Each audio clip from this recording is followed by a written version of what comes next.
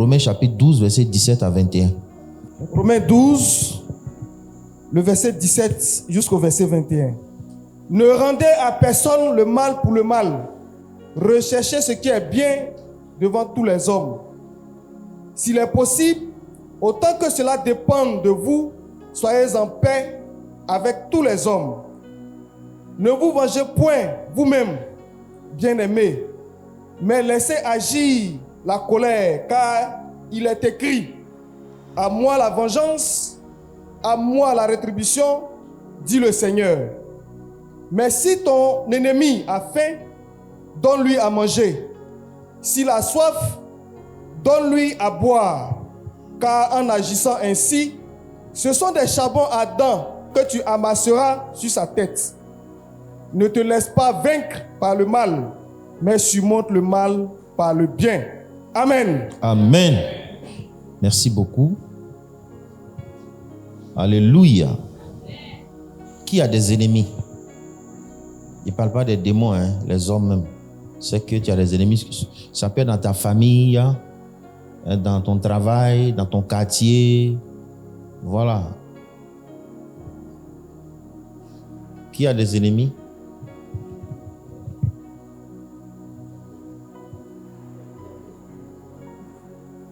Il y en a qui n'ont pas d'ennemis. Le frère Yoli n'en a pas. Hein.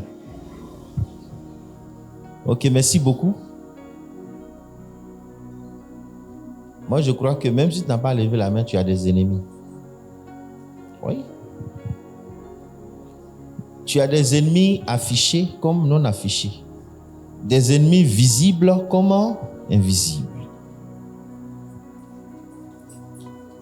Gloire à Dieu.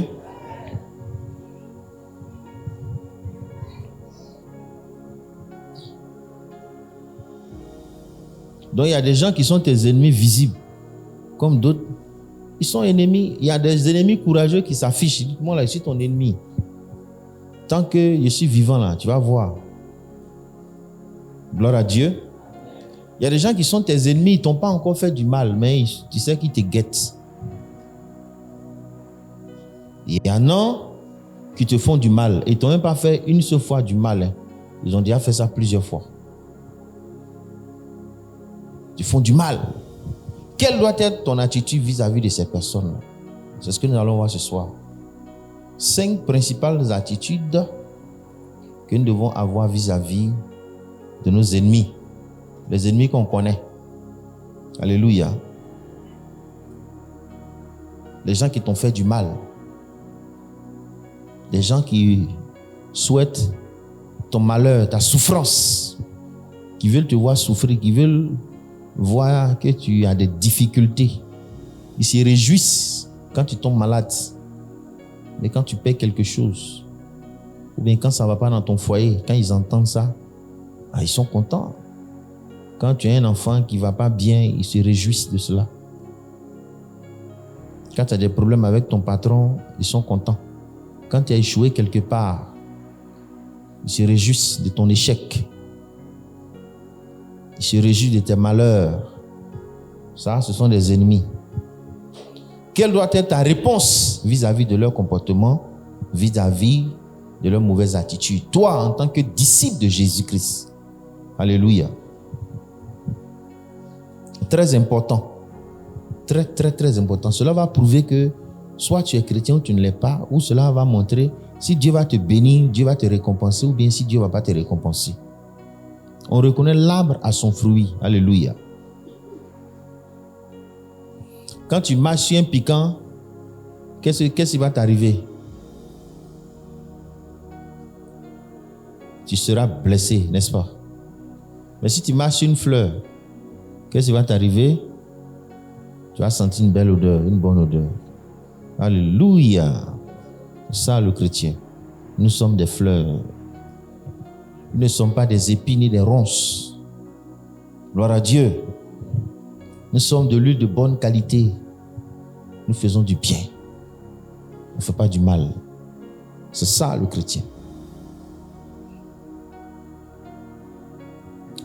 Donc on revient sur le passage de Romains 12, verset 17.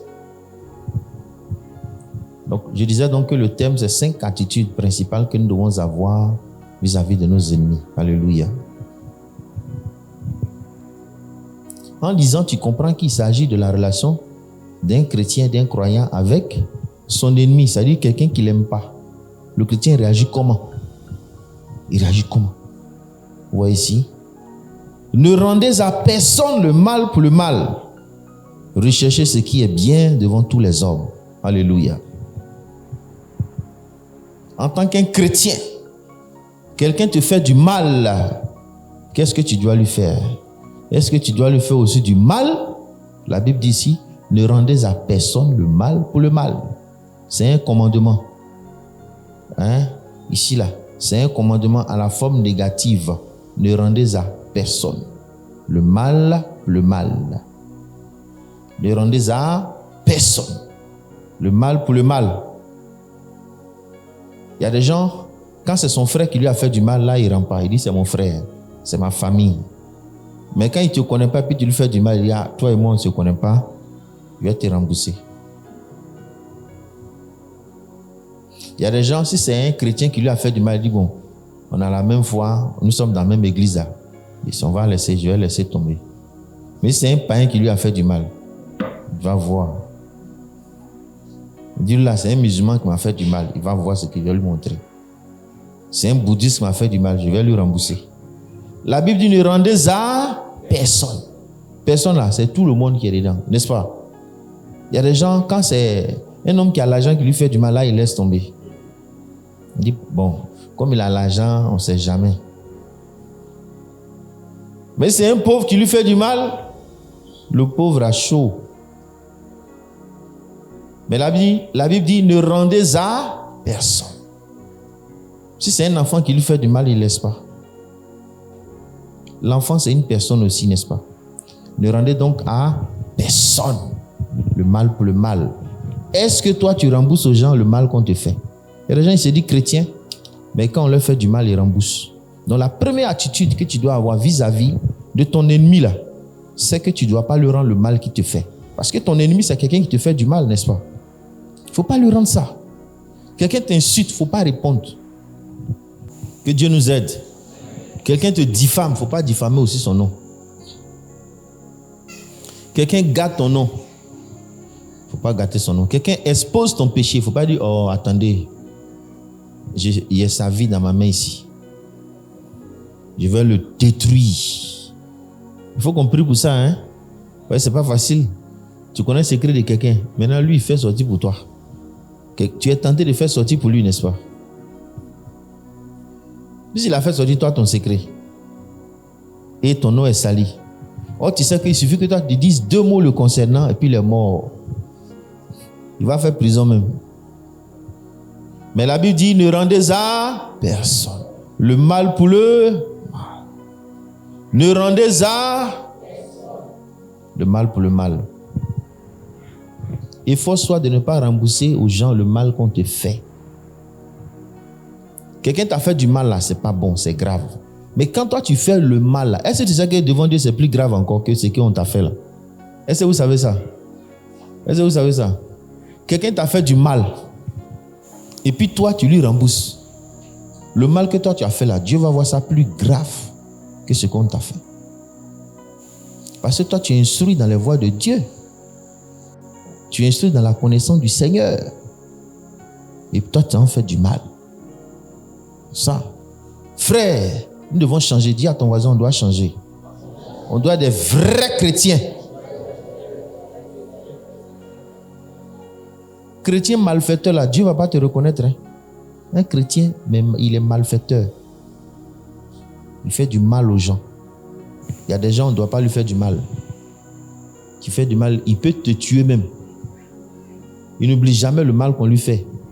Ça peut faire 1 an, il revient dessus. 2 ans. Il en parle. 3 ans, il en parle. Il est rancunier. S'il n'a pas remboursé, il n'est pas tranquille.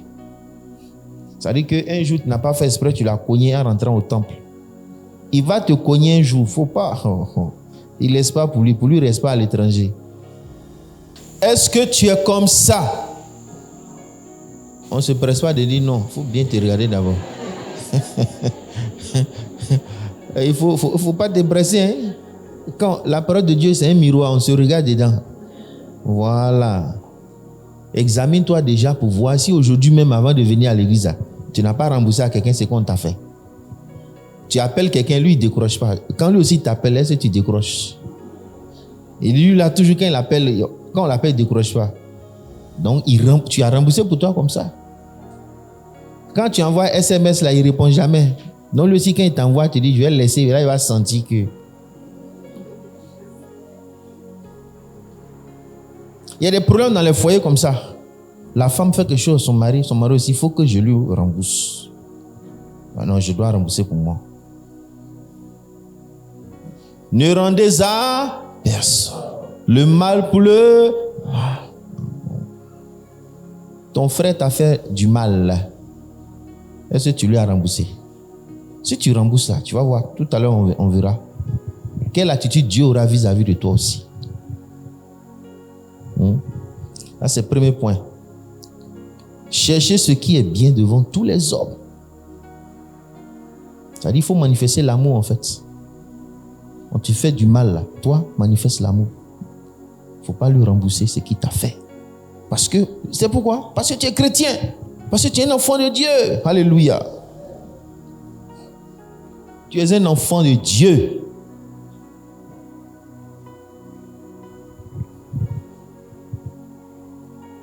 Dans nos relations avec nos frères, avec nos sœurs.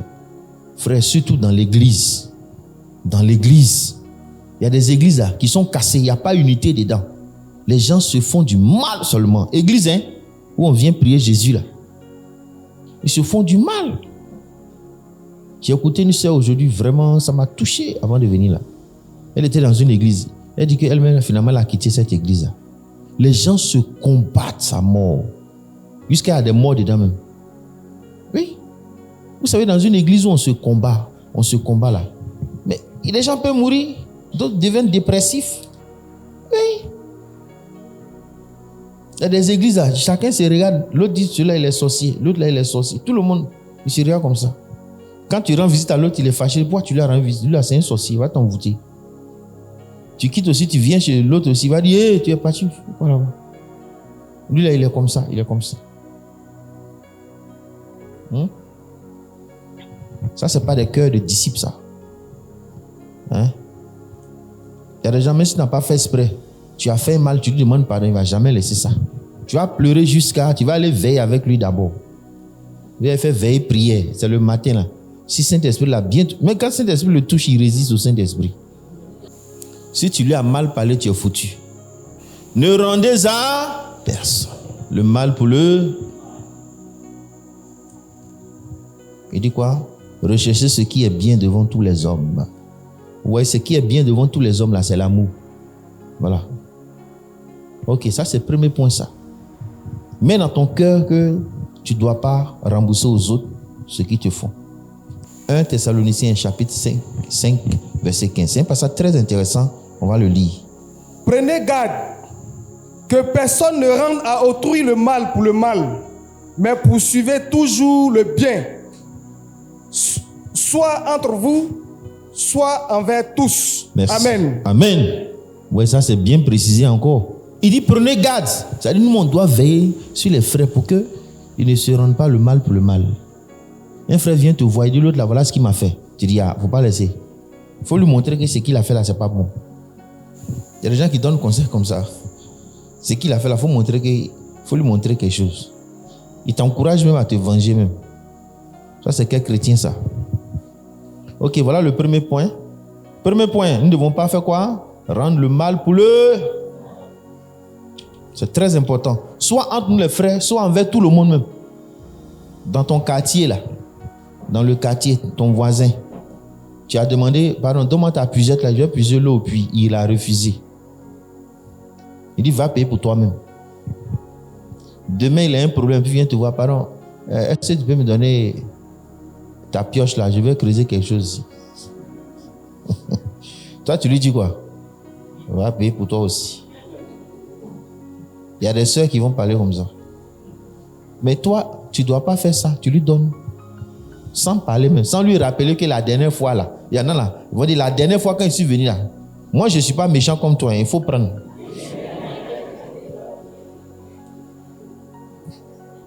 Mais ta parole, là, tu l'as déjà piqué comme ça.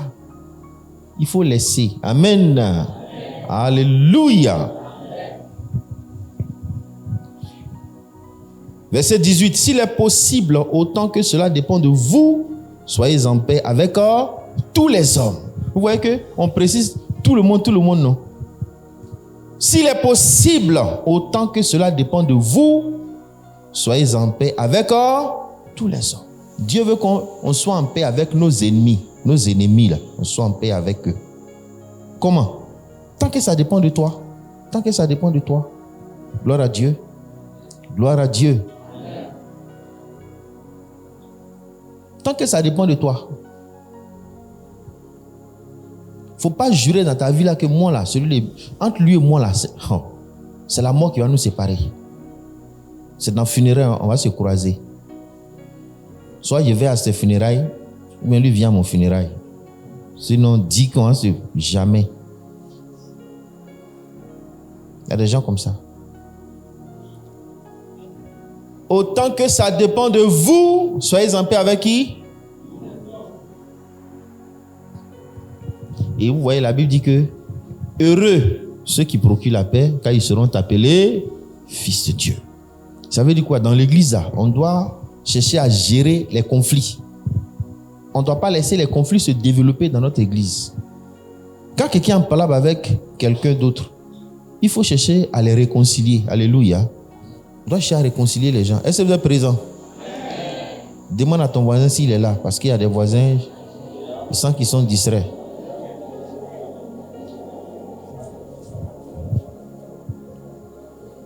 Est-ce que vous êtes là? On soulève la main comme ça. On se dit, voilà, on se salue. Gloire à Dieu. Merci beaucoup. Autant que ça dépend de vous, ça dit, toi, tu dois toujours vouloir la paix. À moins que l'autre ne veuille pas la paix. Il y a des gens, tu lui dis bonjour, c'est pas là. Non, tu dis pas. Là, tu peux rester dans ton coin. Là, tu vas lui dire bonjour, il peut te frapper. Donc, quand c'est comme ça, tu lui dis plus bonjour. Sinon, il ne faut pas attendre que lui te dise bonjour avant de lui dire bonjour.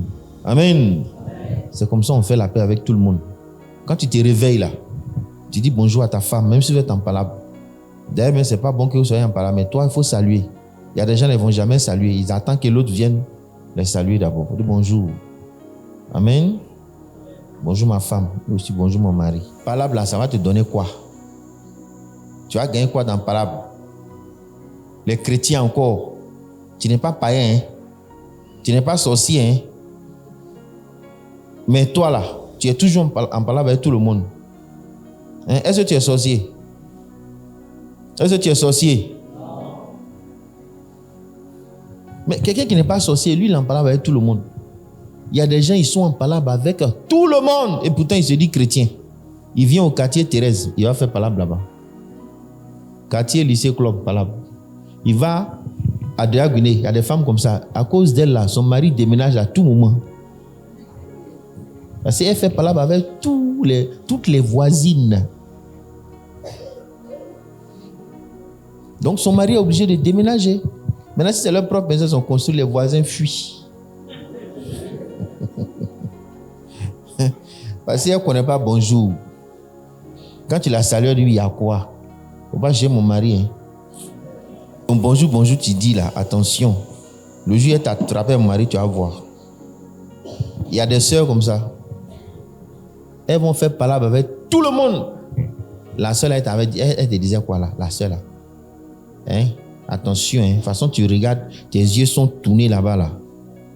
D'abord, hier, elle fait palabre avec elle-même. Tu dis, pardon, pas faire palabre, pardon. J'ai fait palabre.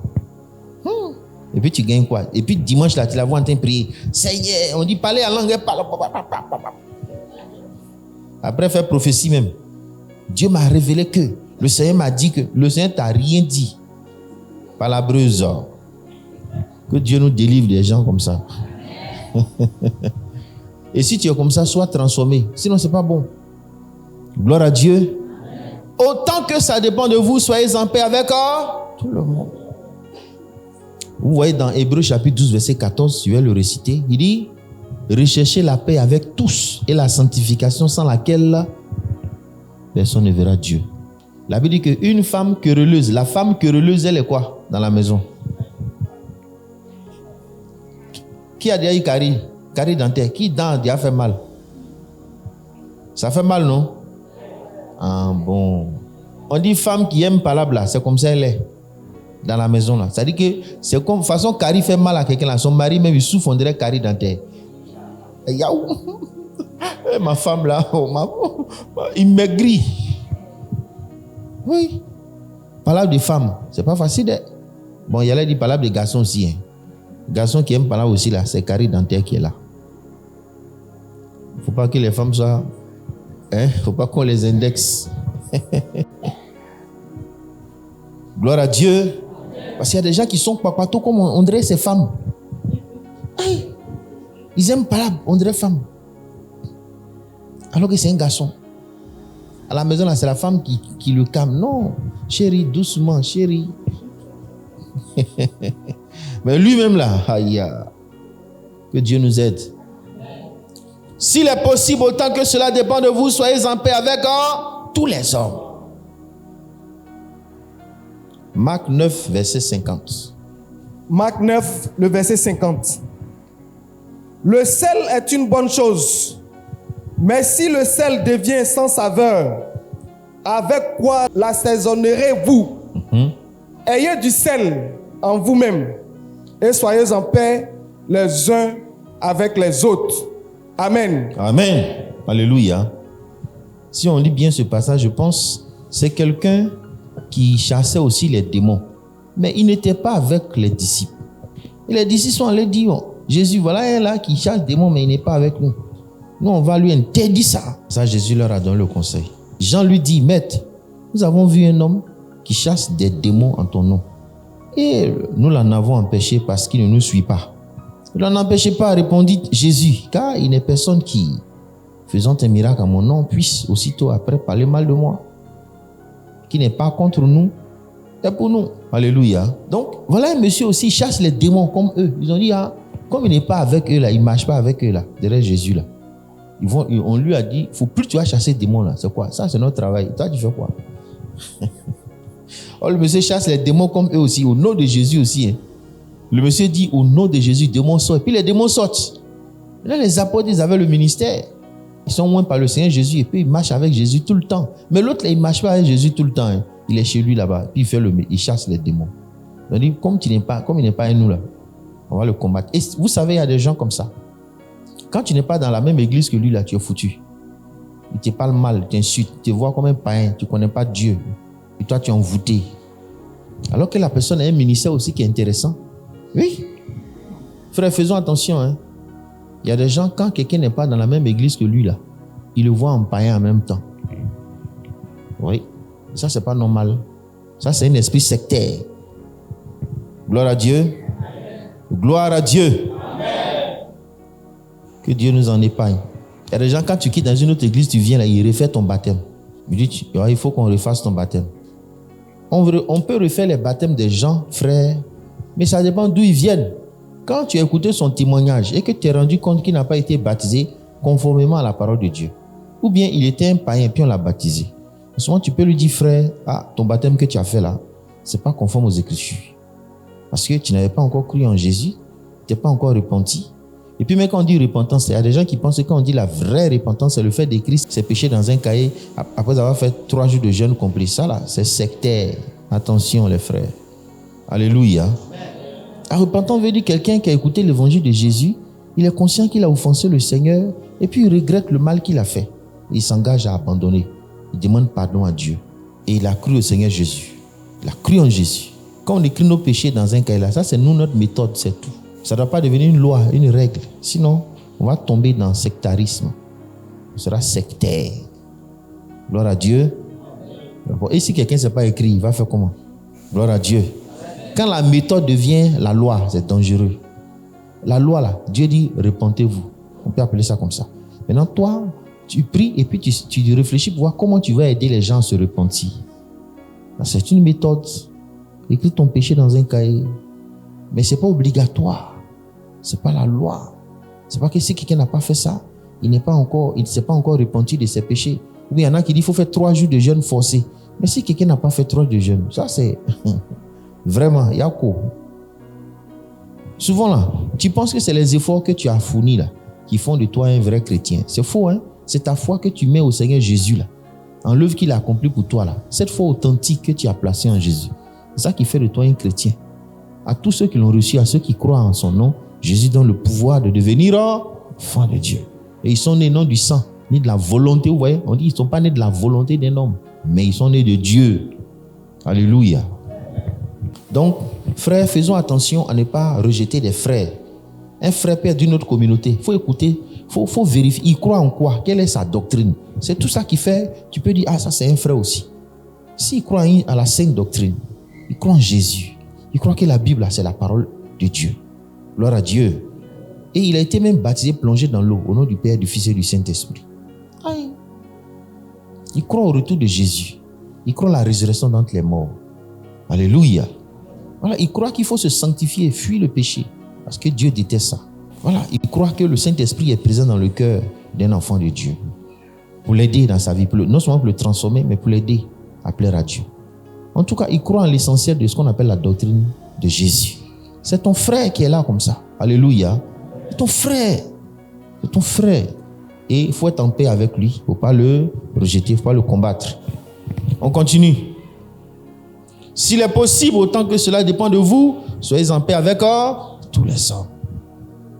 Donc, même celui qui est ton ennemi là, Dieu dit, si ça dépend de toi, fais la paix avec lui. Il est contre toi, non? Mais toi, tu réfléchis sur comment vous pouvez faire la paix. Comment vous pouvez vous réconcilier. Il faut être toujours prêt pour ça. Il faut être toujours prêt pour la paix. Frère, en tout cas, moi, les politiciens là, souvent ils me touchent, hein, les politiciens. Ils mettent leur intérêt là au-dessus de leur divergence. Gloire à Dieu. Est-ce que vous comprenez ce que je veux dire? Il peut y avoir des divergences au niveau de leur politique. Si vous voulez, au niveau de leur manière de gérer le pays. Mais s'ils font des accords là, c'est fini, ils s'entendent. Les politiciens là, peut-être qu'on a tué ses partisans, hein, mais ils vont faire la paix ensemble. Vous n'avez pas vu ça? Ok, on voit où on ne voit pas. On voit. Et puis tu les vois, ils se saluent comme ça. Ah. Ou bien, ils prennent photo ensemble. C'est pas ça? Si c'est toi là, est-ce que tu peux faire ça? Non, lui là, je ne vais pas laisser. De toute façon, je ne laisse pas pour moi. Hein? Et il laisse pour eux et puis ils avancent. Gloire à Dieu. Amen. Ou bien, regardez frère, souvent les gens font la paix là. Il y a des gens qui se sont combattus, ils ont fait guerre jusqu'à... Il y a eu plein de morts. Mais ils vont aller se saluer. On dit Poutine et puis Zelensky là. Ils vont aller faire la paix. Vous allez voir, quand ils vont finir, ils vont se saluer comme ça. Ils vont prendre photo. Même s'ils ne sont pas contents, ils font quoi? Ils font la paix.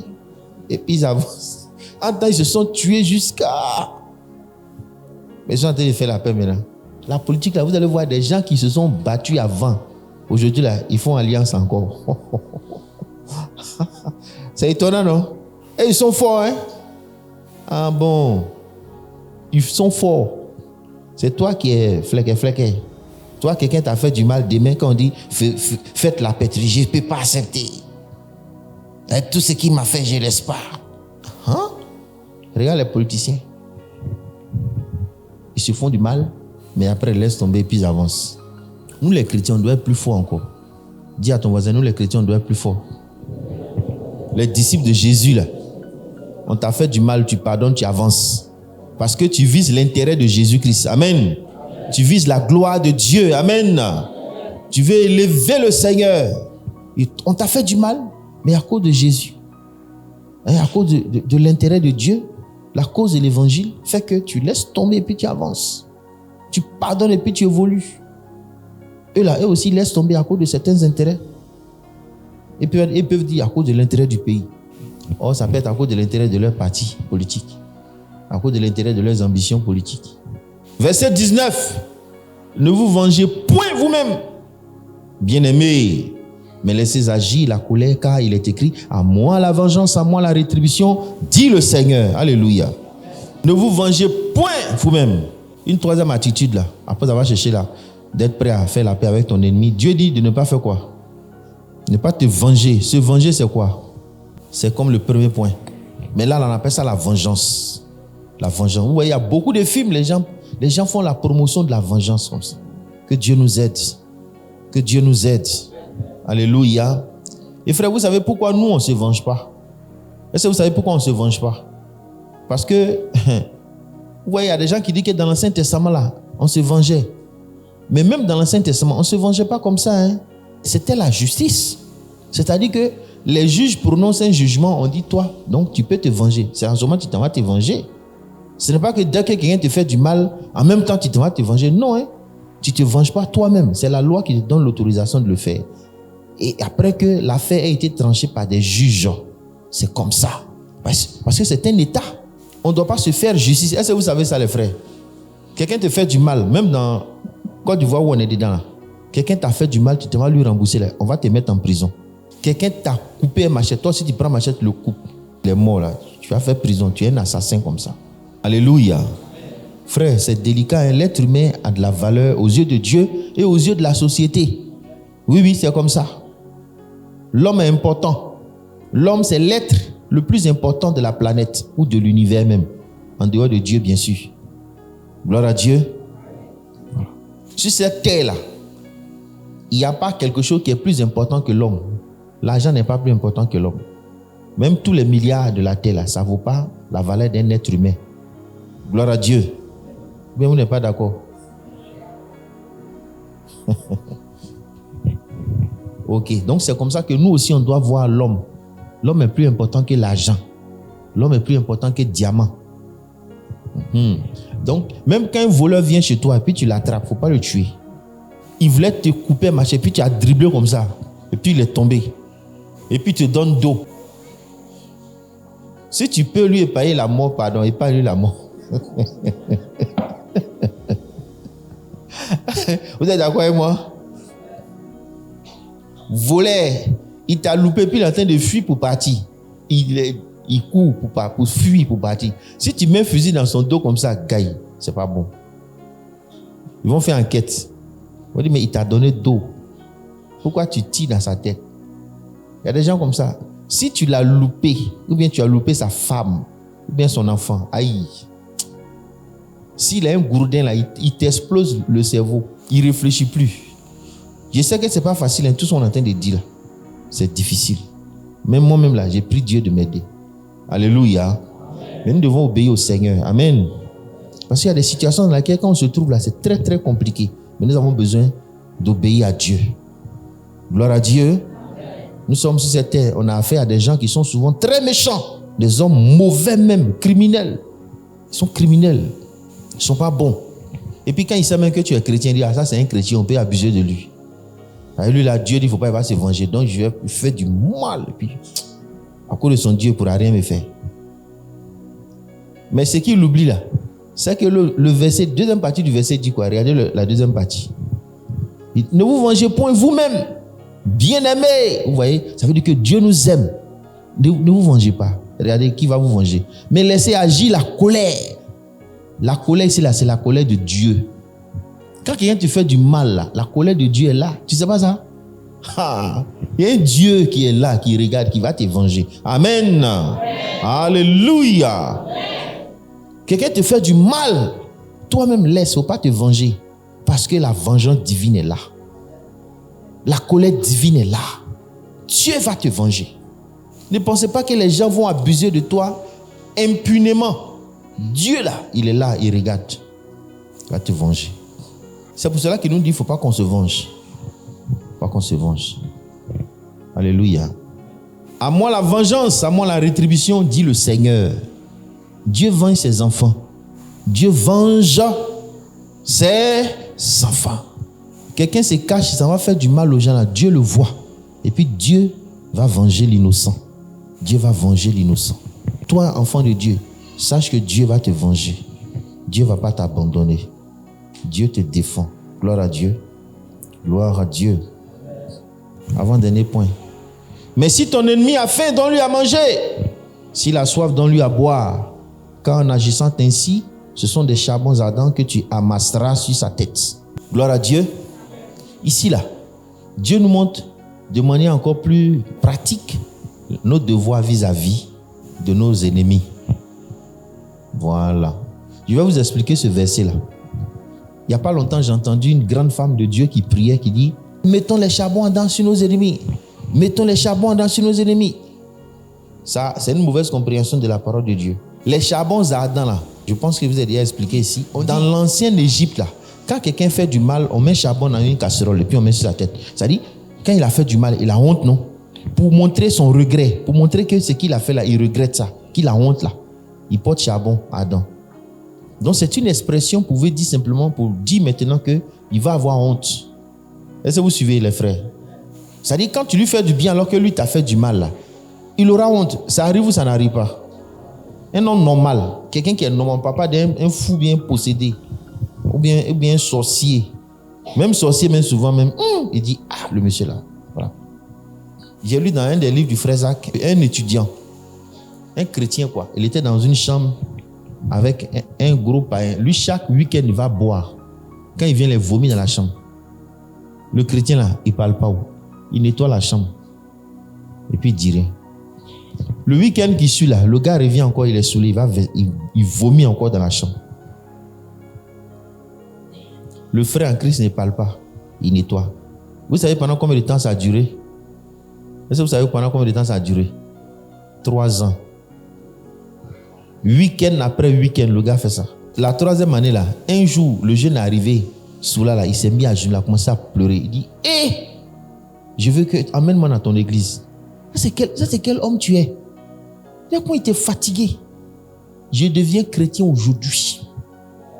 Je renonce à ma mauvaise vie. Alléluia.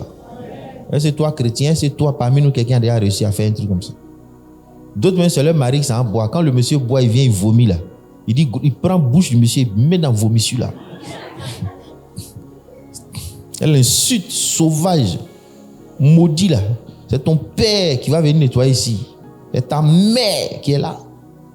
La sœur en Christ. Alléluia. Amen. Si ton ennemi a faim, il faut faire quoi? S'il a soif, il y a des gens qui se réjouissent du malheur de leurs ennemis. Quand son ennemi a faim, il dit Dieu merci. Tu n'as rien vu encore. Tu n'as rien vu. La famine va te décimer, tu vas voir. Mauvais que tu es, Dieu n'a pas encore fini avec toi. On va lire plusieurs passages rapidement. Exode 23, verset 4. Notez, Proverbe 24, verset 17. Matthieu 5, verset 44. Exode 23, le verset 4. Si tu rencontres le bœuf de ton ennemi ou son âne égaré, tu le lui ramèneras. Si tu vois l'âne de ton ennemi succombant sous sa charge et que tu hésites de le décharger, tu l'aideras à le décharger. Merci. Ne te réjouis pas de la chute de ton ennemi et que ton cœur ne soit pas dans l'allégresse quand il chancelle. Donc le premier point qu'on a vu là, c'est comme ton ennemi qui a sa voiture et puis voiture là, on dit moteur est gâté. Tu dis waouh. Il y a des gens comme ça, il n'a pas dit la voiture. Voilà, on va voir maintenant. Voiture, la moteur a coulé bielle. Il n'a rien vu encore. C'est parce qu'il n'a pas encore fait accident. L'âne des gens là, c'était le moyen de déplacement. On dit quand il y a un problème sur son âne, son moyen de déplacement là, il faut aider même l'âne là. Gloire à Dieu. Amen. Son âme tombe dans un trou, aide-le à faire sortir. Alors que c'est ton ennemi qui est là, hein. Gloire à Dieu. Est-ce que tu as déjà aidé quelqu'un qui t'a fait du mal? Et dans le deuxième passage, on dit que faut pas te réjouir de la chute de ton... Il y a des gens, ils dansent dans leur maison. Au 3e jour, Marie Magdala, ils chantent. Ils disent Alléluia. J'ai appris qu'il a perdu son travail. Alléluia. Alléluia. Et ça, c'est bon comme ça. Les gens qui se réjouissent, on dit, ils ont chassé le pasteur Claude. Alléluia.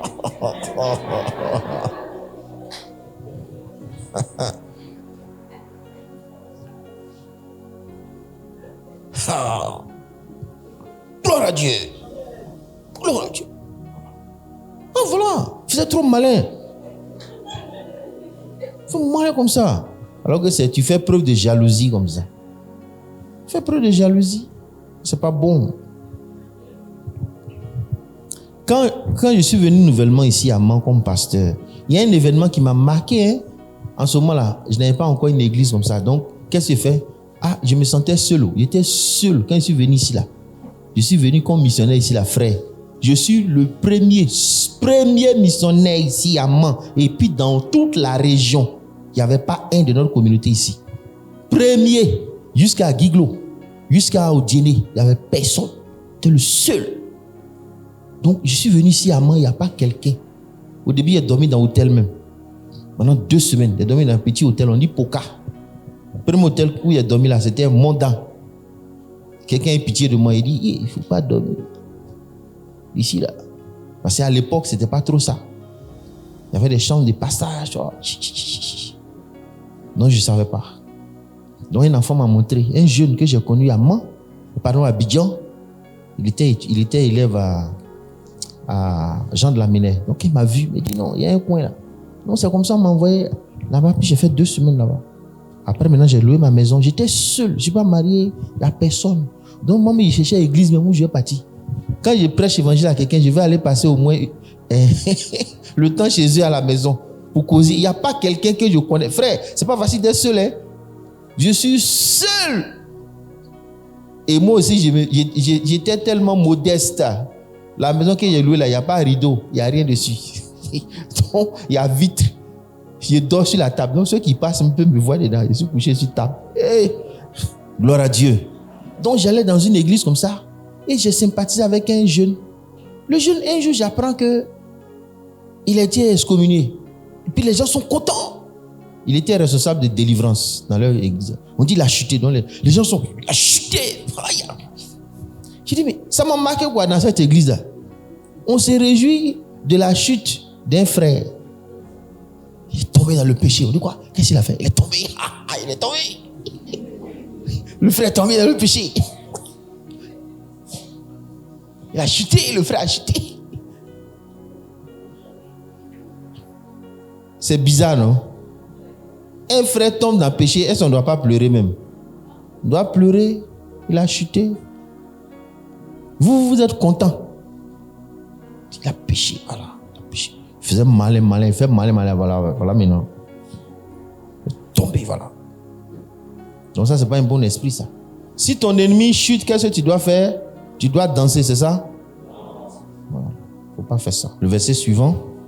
Mais moi, je vous dis, aimez vos ennemis, bénissez ceux qui vous maudissent, faites du bien à ceux qui vous haïssent et priez pour ceux qui vous maltraitent et qui vous persécutent. Amen. Amen. Il dit de faire comment? On prie pour ceux qui nous font quoi? Si quelqu'un te maltraite, tu dois faire quoi? Ceux qui te maudissent, tu dois faire quoi pour lui? Lui dit, tu ne vas pas réussir. Toi, tu dis quoi? C'est lourd, c'est pas lourd. Ah bon. Dieu dit de faire quoi? Est-ce que nous, on doit faire œil pour œil, dent pour dent? On dirait que vous n'êtes pas trop d'accord avec ça. Hein? Vous avez beaucoup d'ennemis, hein, vous là. Bénissez ceux qui vous... Ça veut dire quoi? Ça veut dire quand quelqu'un t'insulte là, il t'a maudit comme ça. Il ne faut pas l'insulter aussi. Quelqu'un dit vilaine femme comme ça là. Toi, tu dois lui répondre comment? Si c'est un garçon, tu dois dire quoi? Bon, joli garçon avec un gros nez, une grosse tête. C'est ce que tu dois lui dire. Joli garçon, pied tordu.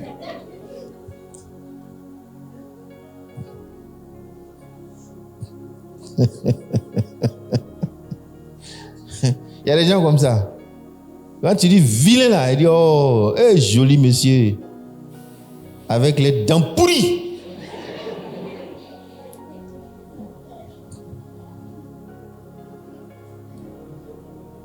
Vous voyez, ça fait plus mal encore. Il tyrannise même et puis il frappe maintenant.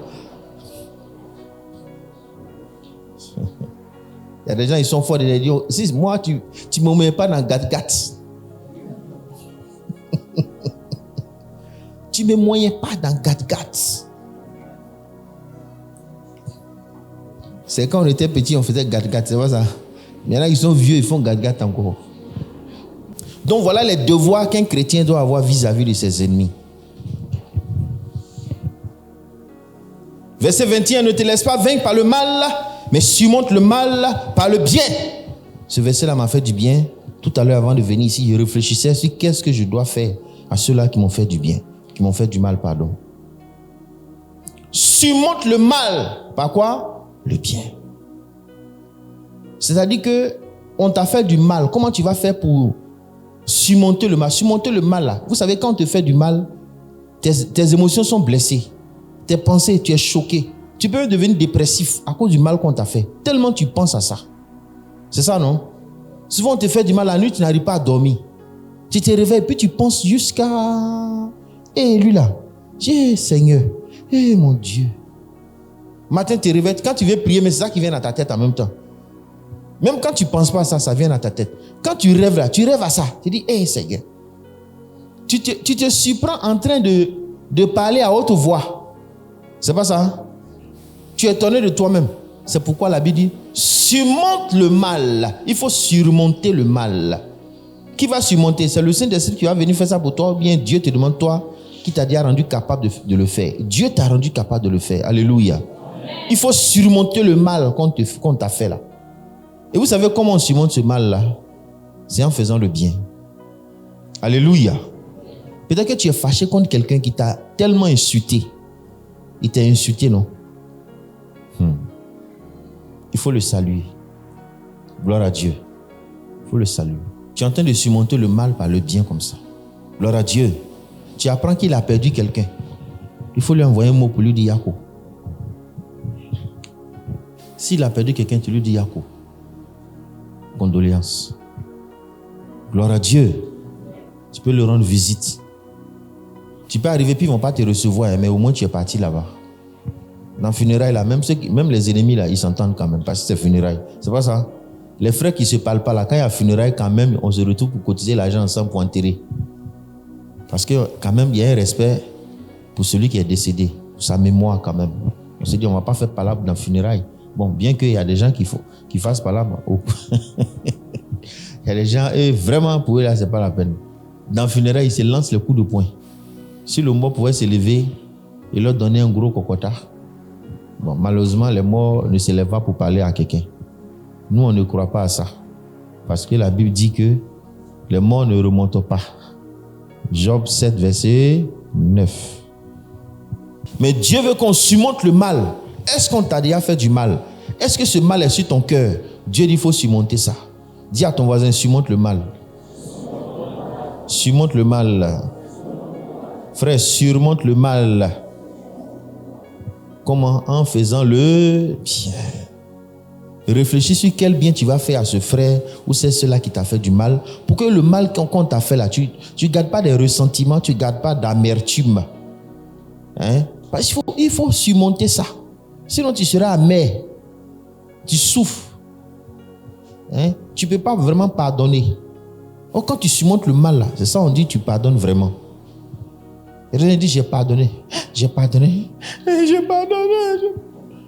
Il ne faut plus, il va me regarder. Surmonte le mal en faisant quoi? Surmonte le mal par le bien. Alléluia. Frère, que Dieu fasse de nous des vrais chrétiens. Amen. Des vrais disciples de Jésus. Qui surmontent le mal par le bien.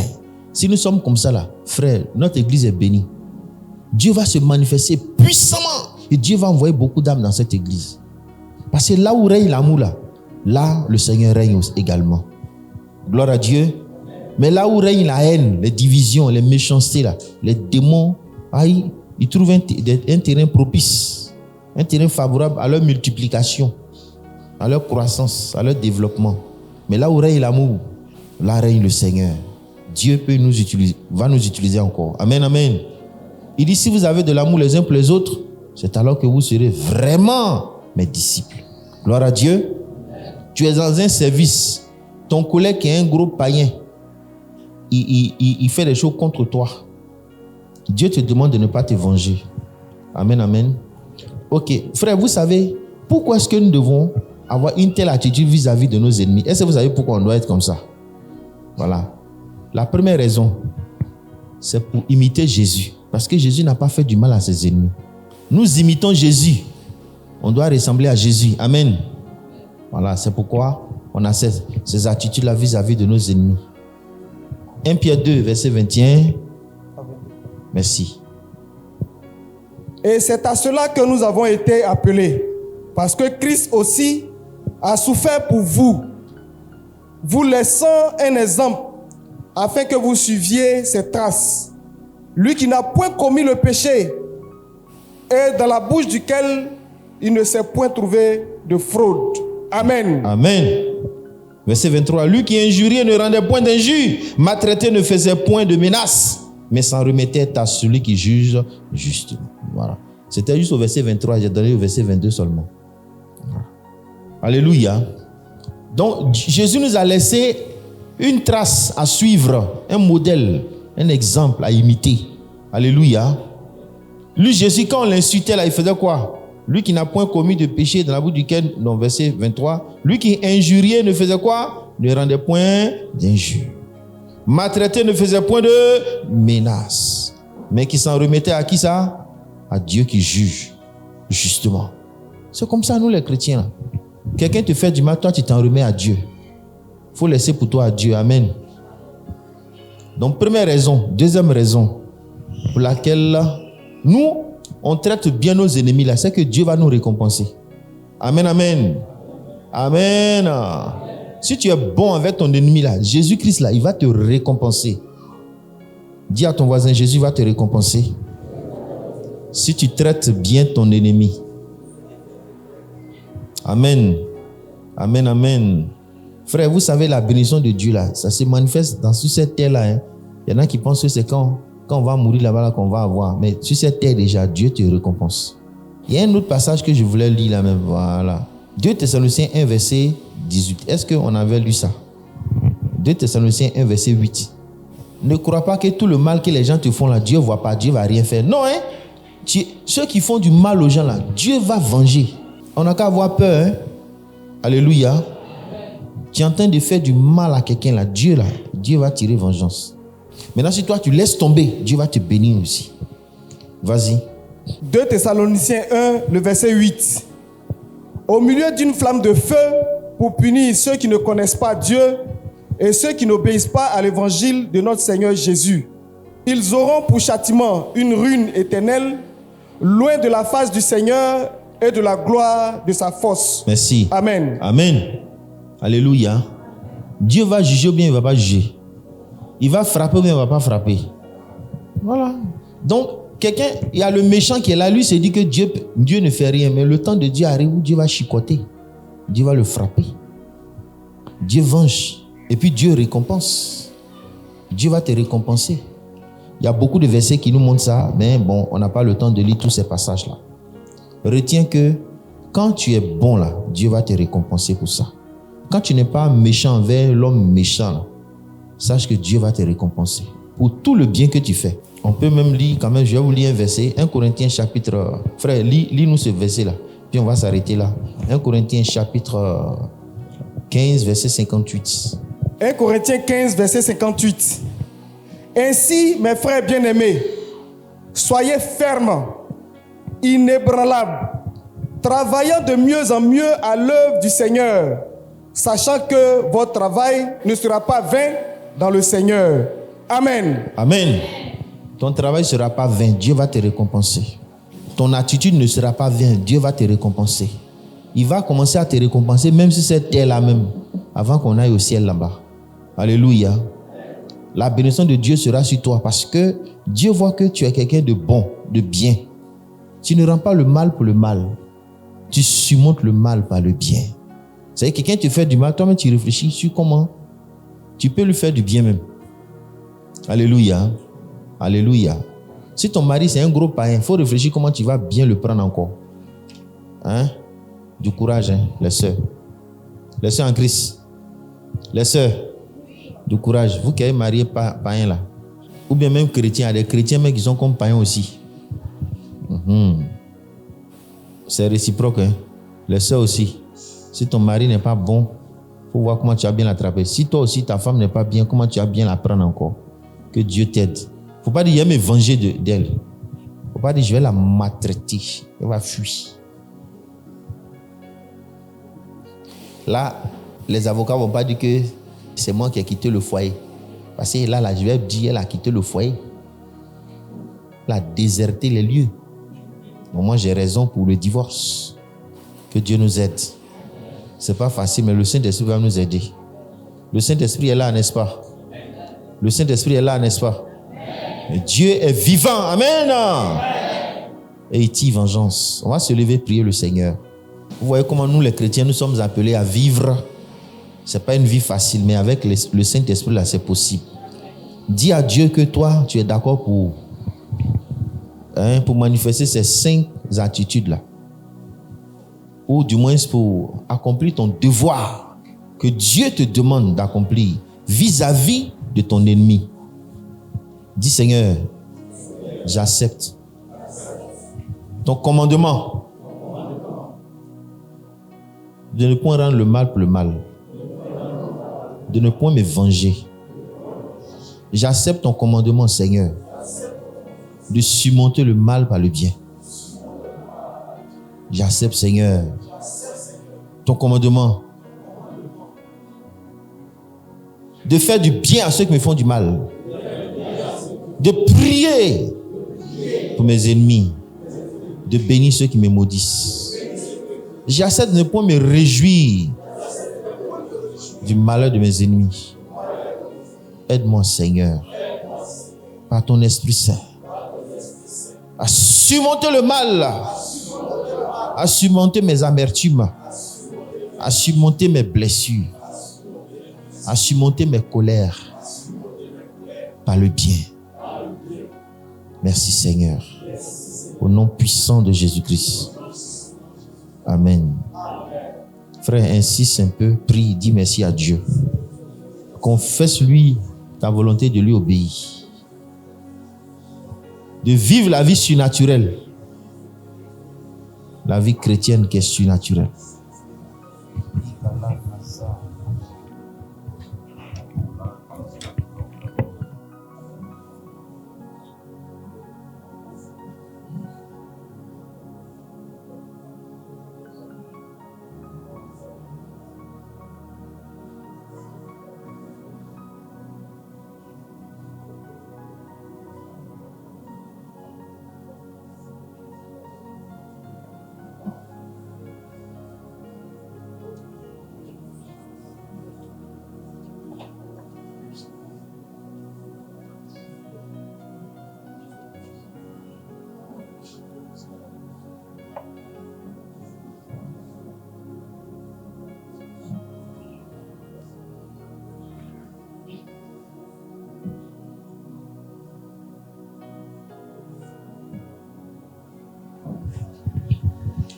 Merci Seigneur, au nom de Jésus. Merci d'avoir parlé à nos cœurs ce soir.